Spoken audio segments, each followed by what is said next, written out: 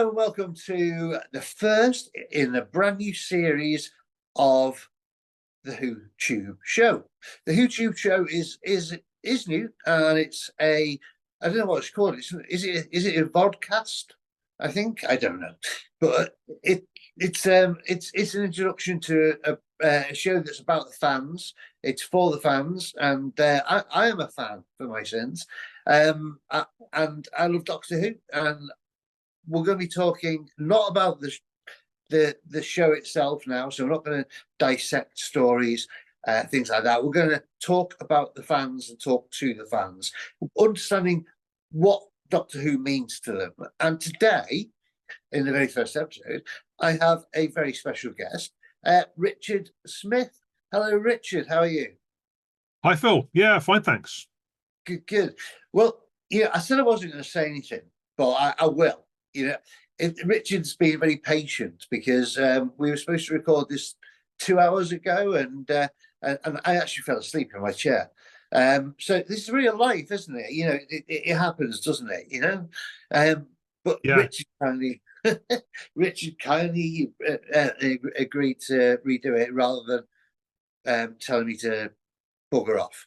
So Well, look, I mean, I was doing an interview last summer with Peter Davison's wife, Elizabeth Morton, and I accused her for about 10 minutes of that her microphone wasn't working. It turned out that it was my headphones that weren't working. So yeah, we all end up in trouble sometimes when we're trying to do stuff. Yes, we do. Well, this is the first of a new series, and we'll go into it in a minute. But when you first heard about this show, and its comparison to other shows, what were your first thoughts about the show? Did you think anything when you heard about it? Well, I mean, it's an interesting angle, isn't it? Talking to fans and having a chat. I mean, I think the best casts are are a chat of one sort or another. So yeah, I mean, I'm looking forward to it. Yeah, well, we're going to do a bit of an icebreaker. Yeah. And in this, I'm going to ask you about your favourites. I've got a piece of paper here. Yeah. I've got it all down, but I'm going to give you a story title. No, that's later. What I'm going to ask you is your favourites, and I just want you to. It's quick fire, really. Come back with your favourites. Yeah. You don't worry if you have to think about it. It's I'm not saying you have to answer within 10 seconds, but you do have to answer within 12 seconds. No, honestly, you don't. So as a bit of icebreaker, let's learn a bit about you and Doctor Who. So, what is your favourite episode or story? Well, I guess I would normally say probably either Evil of the Daleks or Power of the Daleks from the Troughton era. Although I also remember watching Time of Angels and thinking it was probably as good as Doctor Who had ever been at the time. So there you go. There's three answers. There's three answers. Well, this, I mean, it's probably obvious, but because of what your favourite episodes were. But who's your favourite Doctor, classic Doctor and new Doctor? Sure. Yeah, well, so classic Doctor Patrick Troughton. I mean, he wasn't around when I was a boy. I'm a little bit too young for that, but I got to know through the videos and DVDs. New series. That's a good question. It's probably either David Tennant or Matt Smith. Maybe Matt Smith. Okay, and your favourite companion, and again, same question, new and classic. Right. Well, I mean, I'm going to be very boring probably and say Sarah Jane Smith because Sarah was a companion when I was a boy, and there's nothing quite like the first one that you form a bond with. New series, possibly Clara. Okay, well, I would totally agree with you on the classic one. Yes, it is my era, but I mean, she was great as in the classic, and of course she came back Yeah. And was part of the New Who era as well. And to be honest, she was probably again one of the best.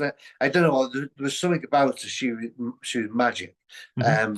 It's obviously very sad that she went a lot earlier than she should have, but wonderful actress, wonderful actress. Hmm. You now your favourite logo. Well, yeah, I mean, again, I like the diamond logo, but actually, I mean, I'm not all that keen on the new version of it that's just come back. It feels to me that Who is too big. I don't know if you've seen that, but it compared with the original, the Bernard Lodge original, they seem to have made the Who bit a bit bigger, and it looks unbalanced to me. I love the 1973 original. Right. Okay. Fair enough. Um, Favorite spin-off. Ooh. Well, I watched quite a lot of Torchwood. It was, there's some good bits, some bad bits. I mean, I suppose I don't know if you'd call this a spin-off. I probably spent more time listening to Big Finish stories than anything else. So I might say that. Yeah, I like them as well. I like them as well. I think mainly the Eighth Doctor, to be honest, because Yes. we never got to witness him on the television. And for me, it was a favourite. Favourite. I there was something about it that made it special. Yeah. Right. This one, I don't know. It could be quite difficult. Your favourite villain, monster, alien? Well, I mean, I guess Alien. I've got the Cybermen. I always kind of. I mean, I think it's probably more from the books than from the TV because they weren't really on much when I was a boy. But yeah, I kind of always. I'm not sure they've ever been realized quite the way that I imagined them. So maybe that one's more for my imagination. Um, if you're sort of talking a sort of straight, sort of clever alien, um, hmm. Well, look, I'll just say the Cybermen for now, I think. Yeah, no, I think it's a good one. That Yeah. just touching on that, which Cyberman? The Oh, one yes. the look really like a human in a costume, and the new ones which look metal and menacing. Mm. Well, I think my um, my favorite look is probably the sort of moon-based tomb era ones. It's very simple, but I quite like that kind of simple look. Um, of the new era, um, yeah, they were quite good in. I mean, the look in Nightmare in Silver, I think. But yeah, I mean, I think, I mean, of all of them, then probably the moon-based ones. Okay. Right, this one should be easy. The Master or Missy? Uh, well, I guess probably Roger Delgado would be my favorite. Um, yeah, because I mean, I like Michelle Gomez and her portrayal of it, but probably so she would probably beat some of the masters. But if you ask me my absolute favorite, I'd probably say Roger Delgado. Okay. And now this is different. The favorite guest star. So somebody that's been Oh in for one yes, episode. yeah. Um,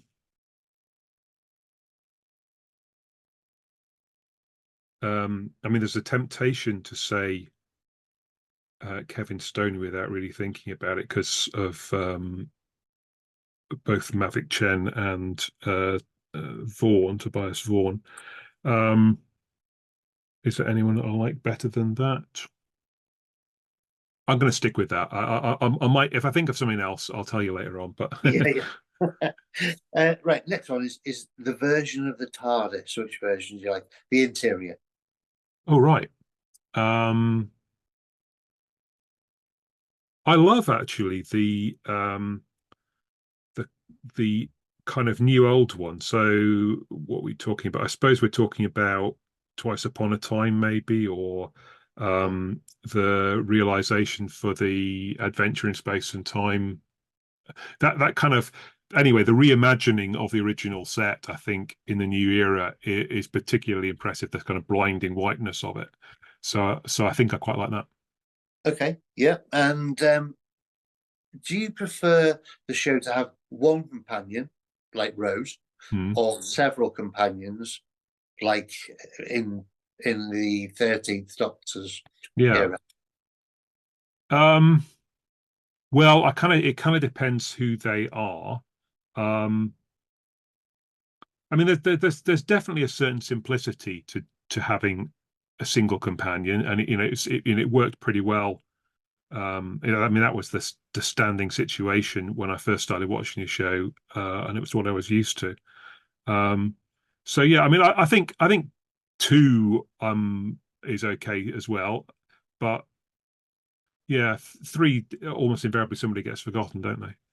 Yes, yeah. So it's more the era of 13th Doctor where she had a Yeah. Sam.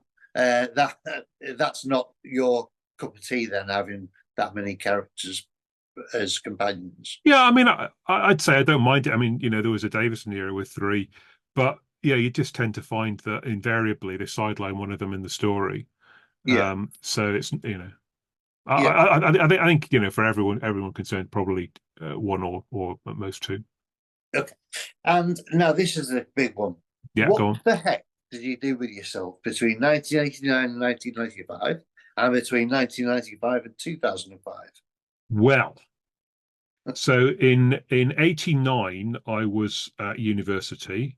So I mean, I was still watching the Sylvester McCoy era with another student who'd come out to me as a Doctor Who fan. Or we'd come out to each other. So that was okay. And then, but then I got married shortly after. I mean, I think I was in denial at that point that I was turning a new leaf. Doctor Who was finished, and I was a young man.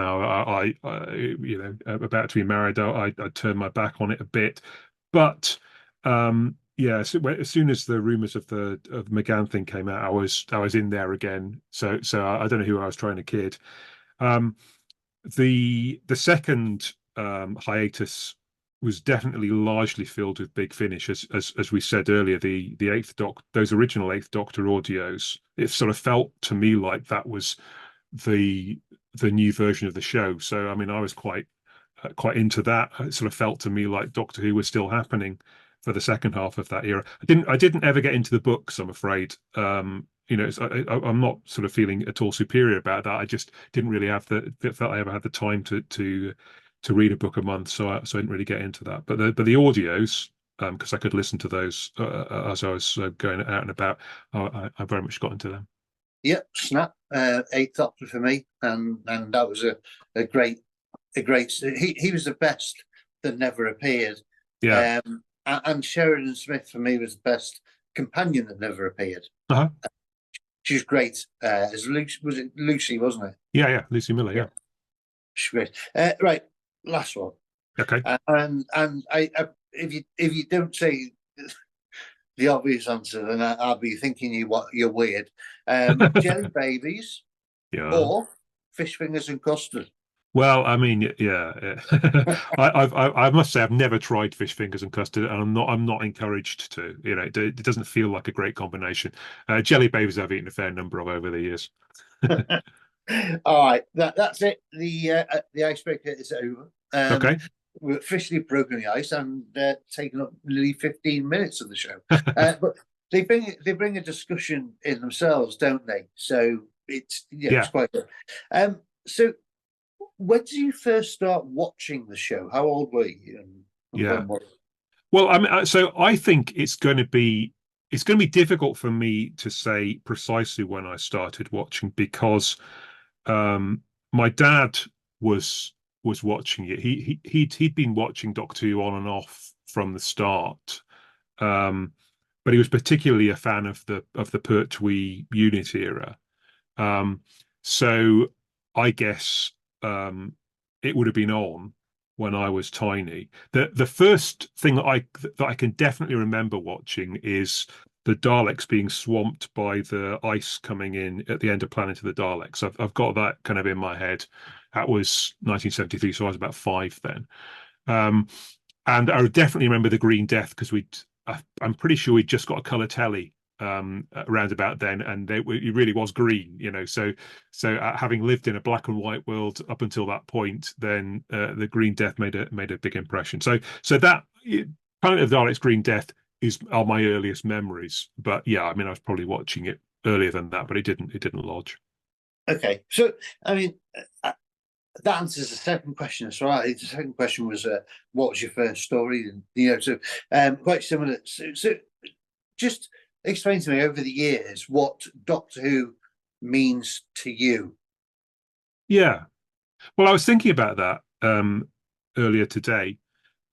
So I think, I mean, I'm in a long-term relationship with Doctor Who. I mean, it's over 50 years now, and it's kind of reminiscent of the fact. I mean, I mentioned it earlier. I've been married for over 30 years now, and it feels like it's the same kind of thing. I have my ups and downs with the show, and sometimes an argument, but it's a very rich and deep relationship. I mean, in the same way that I don't think I'm ever going to have another relationship like the one I have with my wife, because we spent that time together and we've got all those shared experiences. So you just can't manufacture that out of nothing. And I think similarly, I could come to the show now and I could watch every story, but you can't manufacture a 50-year relationship with a television program and how it's meant different things at different times in my life. So as I've talked to you, it was there in my early childhood, through my adolescence, through leaving home, going to university, work, family life, middle age. Yeah, so it's always been there, and it's meant, I guess, different things at different times. And I guess initially it was just a telly program, and I probably watched it every Saturday, or I didn't, and then you never saw it because it was on once and that was it. And then there was the Target books, so I kind of got into reading and catching up, I suppose, on the stories I've missed or that were broadcast before I was born. And then there's been a whole raft of other things. There's Doctor Who Weekly, Doctor Who Monthly, fanzines, videos, conventions. So every few years there's been another thing, I guess, that I've engaged with. More recently, I suppose, podcasts and forums and so on. So yeah, there's been different ways I've engaged with it, but I mean, it is just a telly program. I mean, there are other things in my life. It's not the only thing in my life, but at the same time, probably the only other thing I can think that I've been as rigidly devoted to is probably watching and playing cricket. So those two things have kind of persisted throughout my whole life, and then other things, I suppose, have come and gone over time. Oh, well, very interesting, and a good little insight into your world. But lovely thing to say, actually, because there are so many, and I was just saying, I was this. Your relationship with your wife, which is obviously very special, and you included that within the whole experience of Doctor Who, and it sounds to me like she's a Doctor Who fan also. Well, no, I mean we don't particularly share it, but I guess it's a thing nonetheless that has been through our lives together. I mean it's she kind of knows that that's the thing that I'm going to be enthused about, and we have watched some of them, but yeah, I mean she's got her things as well that I kind of somewhat engage with, and and then there are things that we absolutely love together. So yeah, it's a I guess that's how it works. For me, in the past, I've never really found somebody that's into Doctor Who, and like I am. Yeah. And it's we when we're watching it, I'm kind of I've got my socks on which says "shush." I'm watching Doctor Who, and I don't. Everybody have in every relationship that I've had in the years, it's always been the same.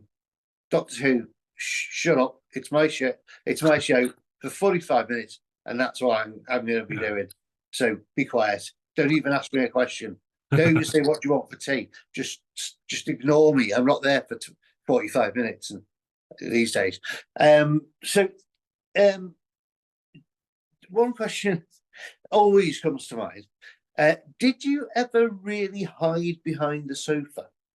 No, I don't think I did. I don't think that Doctor Who is something that scared me particularly. I mean, I've had some dreams that, you know, in particular, the Cybermen again. I've dreamt about, you know, what it might be like, you know, genuinely to be in a situation where somebody's coming after you.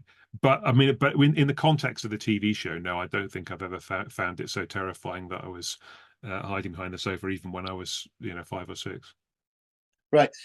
You mentioned earlier your favourite Doctor, Yeah. and it'd be interesting to know the answer to this.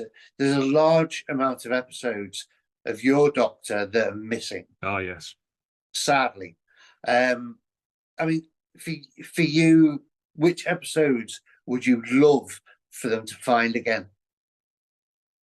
Yeah. Well, look, I mean, I'd love to see a lot of them. I mean, I suppose probably um, Power of the Daleks is the one that I would really like to see. I mean, I think it's a brilliant story. You know, the tension in there, the the Daleks kind of cunningly taking over, and the Doctor being quite impotent in trying to persuade the colonists that there's a threat there. But there's also that whole what was he actually doing in that first story? There's a lot of kind of overacting or you know, the eccentricities that he's thrown into the performance, and there's only kind of brief snatches. So yeah, that would be very interesting to see. Yeah, well, um, it's disappointing that any episodes are lost, but the Hmm. way the BBC used to work, for anyone who doesn't understand, is they used to record over them, didn't they? Because they were limited on Yeah, the film that they had. It is very sad, and it'd be great if one day Power of Daleks is found on someone's VHS somewhere, and all of a sudden we get it again. yeah. What do you make of the ones which have included a cartoon Yeah. or animation to fill the show, make it full? Yeah, so I think some of them are more successful than others. I mean, I think the Moon Base in particular is a good one where the animation kind of helps um, to tell the story. I mean, I'm kind of odd enough that I'd be happy to watch. I mean, where they exist, the sort of telesnaps and accompanying audio and a bit of, you know, animation here and there. But the yeah, I mean, the I think the animated episodes are definitely a gateway for, you know, less crazy people to enjoy those shows. So I think that's helpful. And um, yeah, they wouldn't otherwise get much of an airing. So yeah, I mean, yeah, I like them. I always watch them. I think probably in the end, if where the photos exist, it's a more accurate capturing of the story. But yeah, I like some of the animations anyway. Yeah. I mean, it gives us a story that we otherwise wouldn't have, Yeah. and that's the key, really, isn't it? Right now, let's talk about your favorite episode of all time. Just your best episode. Doesn't matter what era it was from, even if it wasn't your favorite Doctor. Hmm. So one way you sat back afterwards and thought, "That's it. There's nothing better." Hmm. Well, I said earlier it was probably that first episode of the Angel two-part of the Time of the Angels. Um I just felt, having watched it, you know, so it starts with River Song, and the Doctor and Amy are in a museum or something, and there's a kind of quite complex thing where they all come together, and then um, there's the sort of building threat of the angels, and one of them is coming out of the TV screen, and um, Yeah, I mean, they don't quite follow the same rules as the Angels in Blink, but nonetheless, I just felt like it was that was a particularly good one. So yeah, possibly that. Okay, I mean, my son uses that. Oh, used that last night. I was on a video call with him, Yeah, and he's 14. He's only just got into Doctor Who, yeah, but he's really got into it. So he's like gone from nothing to seeing one episode. I think it was the New Year's Eve one, the Dalek in the warehouse one. uh-huh. And the was it the Eve of the Daleks? Yes, that's right. Yeah, Yeah, so he sort of watched that in the background, and he became a fan, very much so. But last night on a video call, he's got this little angel, the model oh yeah. angel, and at the end of our chat, he just put it up in the screen like that and said, what's it that holds the image of an angel is an Oh angel. yes, yeah, And he quoted that, and I was like, don't do that, don't do that. yeah. Um, right, I can't believe that we've gone 25 minutes already. I might have to re-look at the time of these episodes, because there is so much to discuss, Well, isn't there? when you get chatting, it's amazing what happens. Yeah, Yeah, if you said to me, talk for 15 minutes about mm. Doctor Who, and the same to you probably, it's like, Yeah. yeah, I can do that, but you know, yeah, maybe, but it does just fly the time. Yeah, I mean, Uh, I tell you what I think about this. About having a chat. I mean, it's a great excuse, podcast, video cast, whatever, for people to get together and have a chat about something that they care about. yeah, Because I mean, we wouldn't have made the time to have a chat if there wasn't this, YouTube show. But we've had a chat and we've connected and we've sort of we sparked off some ideas and some thoughts. And I find that myself in making podcasts that I probably wouldn't set aside the time to meet people and talk with people. And I'm always glad that I've done it when I've done it. But sort of having something like this is a great vehicle for actually just being able to chat with people. absolutely, and I wouldn't want to lose contact with you now. We can talk about Doctor Who. I found somebody else when my son started becoming a fan. It was only 6 months ago, and Mm. and for me, it was like, wow, my son. I've got somebody to talk to about it. Yeah, It's all been in my head. I've been discussing yeah, it with myself. I'm thinking I'm crazy. Right, we're going to finish with a game. yeah. And this game, I am going to issue. I'm the judge and the jury, so Okay, I'm going to issue points. yeah, And at the end of this season of episodes, whoever's got the most points will get yeah. a prize of some description. I don't know what it might be.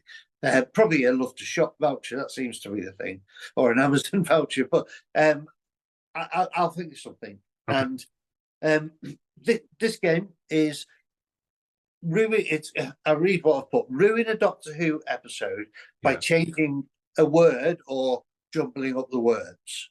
So okay, you get 1 point if you change one word, keep it in the same order, and I think it's relatively funny. Okay, yeah, so we're looking for funny things really. yeah. 2 points if you change a word and then jumble it up, and I find it funny. Hmm. And 3 points if you change a word, jumble them up, make it funny, and also make it a play on words. Okay, So, for example, dot and bubble, bubble and squeak.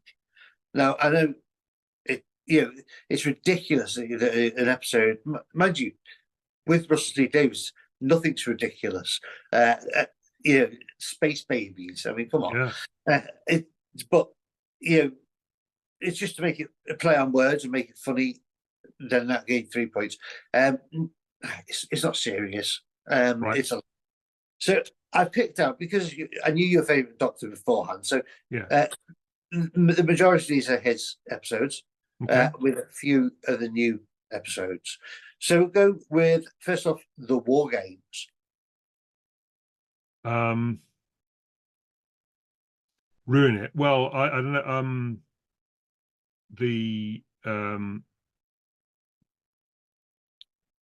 well, school games, bar games, yeah, something like that. Okay, school game. I'm going to give you a point for that. I'm Yeah. going to give you a point. The Seeds of Death.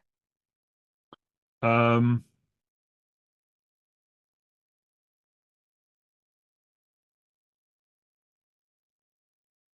um,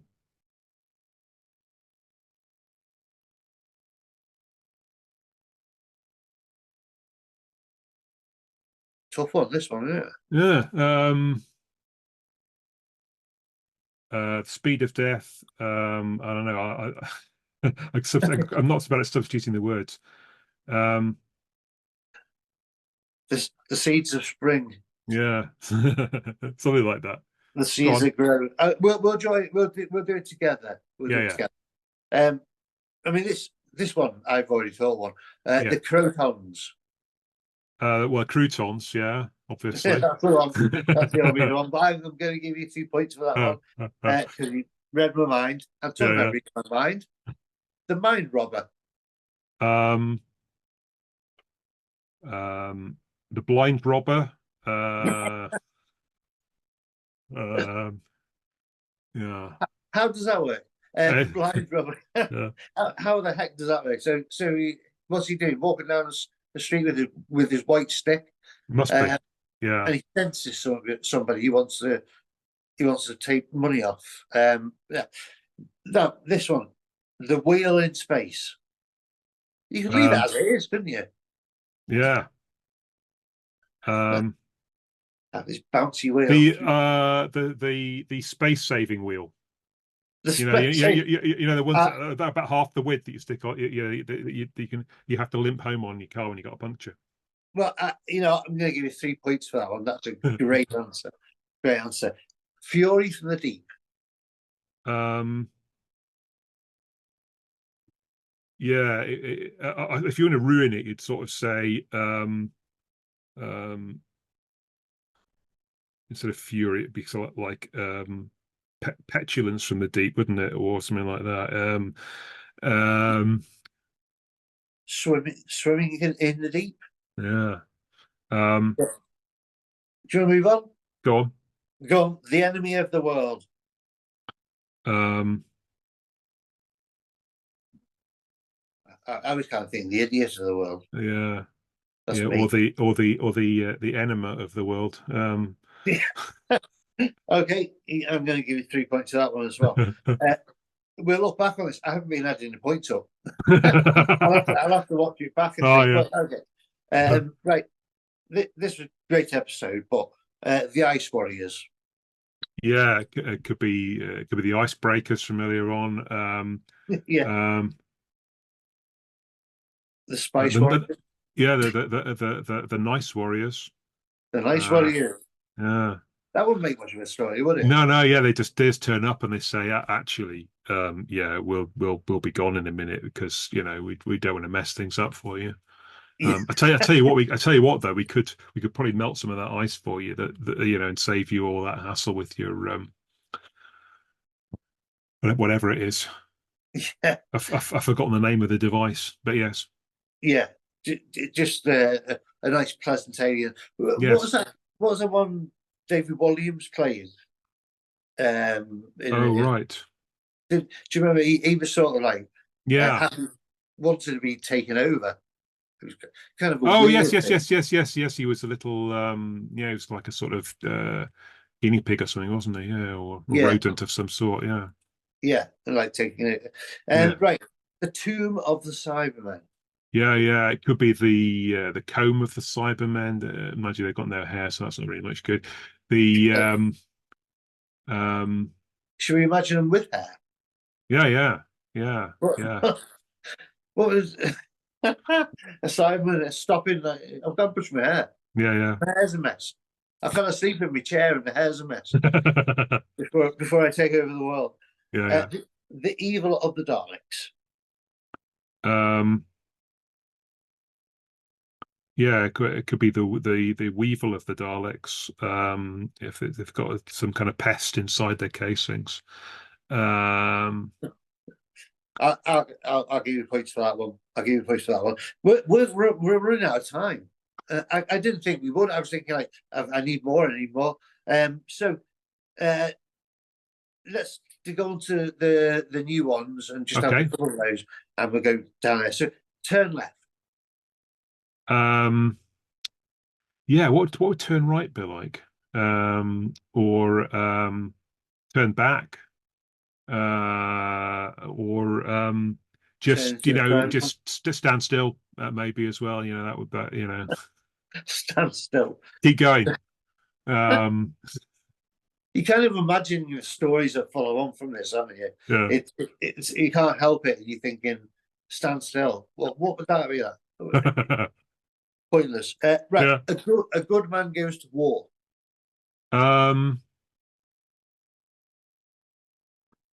Yeah. Feels like there should be a good war goes to waste. I don't know. Good war goes to waste. I That's don't good. know. I'm riffing now.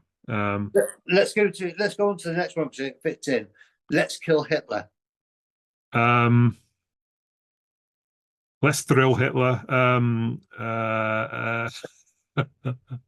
Let's make a cup of tea. Well, I mean, or as in fact the episode was, let's stick him in a cupboard.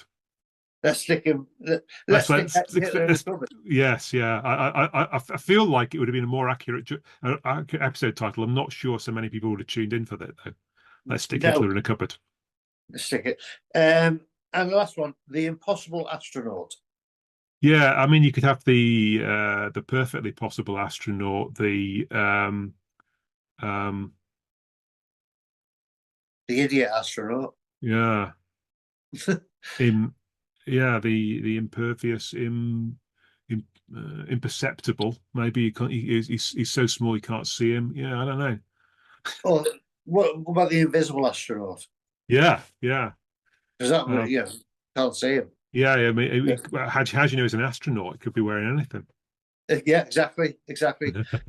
Right, that brings us to what I would say. It's longer than the half an hour I wanted. Yes, but it feels premature end because I've really enjoyed talking to you, and it was great to get a small insight into what Doctor Who means to you, and what it's over your life, what it's meant to you as well. And and I really appreciate you talking to me. I'm sure people watching, I hope people watching will think this is a good format, and they tune into YouTube and taking this first episode and then follow on listening in the future. But you talked about David Walliams being sort of guinea pig. You're a guinea pig in this. Yeah. So thank you for taking the time to be the first. Yeah. Because it's very difficult. If you've watched an episode of this, so the next person that comes on will have seen your episode and they'll know the format and it'll be easy for them. But it's been really, I think, difficult for you, and yet brilliant. Yeah, well, I mean, thanks for inviting me. Yeah, I mean, as I said earlier, it's nice to have a chat, and it's interesting to see, I guess, the ways in which we're all similar as fans, and yet and then there are ways in which we're quite different as well. So yeah. All right. Well, Richard, thank you so much indeed for your time, and please tune into the next episode. Yeah. And hope you enjoy the series as it goes along. And that's it. So it's bye from myself over here in the Who Tube studio, and bye. Yes, bye from me in the infamous Something Who bunker. Yeah, okay. Ta-ra. Thank you very much. Take care. Cheers.